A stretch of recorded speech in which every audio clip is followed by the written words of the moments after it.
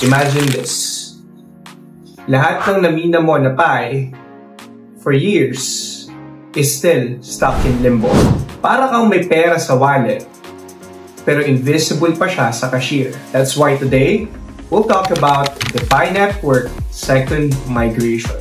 What it is, bakit importante, at paano ka makakapasok bago ka maiwan sa next wave. Stick around dahil I will explain this clearly para makapasok ka for this second migration wave for the Pi Network. So what exactly is this second migration of Pi Network? In simple words, ito yung process kung saan nililipat mo yung Pi sa temporary wallet, which is the testnet, papunta sa tunay na blockchain, which is the open network or open mainnet. Think of it like graduation day.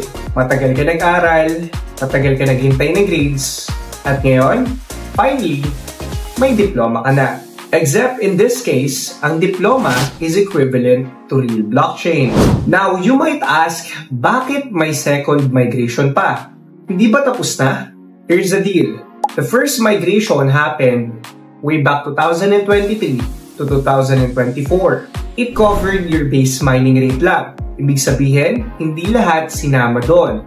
Katulad ng referral bonus, node bonus, and of course, the lockup rewards as well as the security circle. Those are still waiting for the second wave. So kung nag-invite ka ng mga friends mo na nag-KYC verified na rin, malaki yung chance na makuha mo yung rewards for the second migration. Parang buffet lang yan. Unang round, rice, chicken at pancit lang. Pero sa second round, ayun, dessert na. Kasama pa yung leche flan. Okay, the question is, how do you make sure you are included? Simple lang naman. Sundan mo lang yung 4 requirements. Number 1 is complete the KYC. Number 2, kailangan mong i-link yung Pi wallet mo, of course, sa Pi browser. And at the same time, to your Pi network application. And number 3, tapusin mo yung mainnet checklist. And of course, the last but not the least is number 4. Make sure na yung lockup settings mo ay nakaset up na.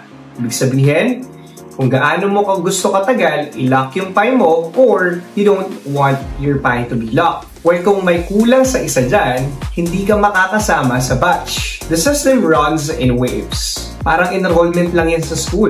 By batch at hindi lahat sabay-sabay. Well, kung na-late ka, huwag ka magreklamo. Kahit nga sa jeep kapag punuan na, second batch ka na o dun ka na sa kasunod na jeep. Same lang sa migration. Of course, may susunod na batch. Now, anong mangyayari once migrated na si Pi? Well, number 1 is your Pi moves to the mainnet wallet address.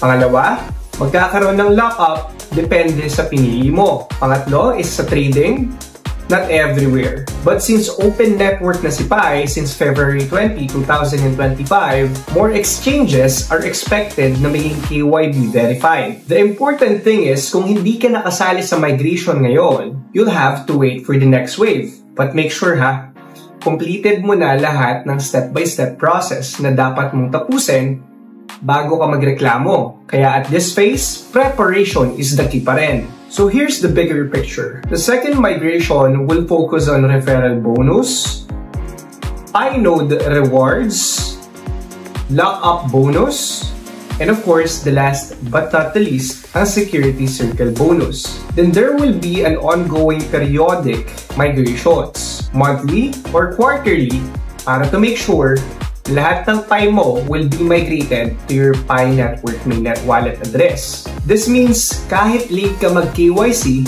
or kahit late ka nag-ayos ng mainnet checklist, you still have your chance. So pioneers, the message is very clear.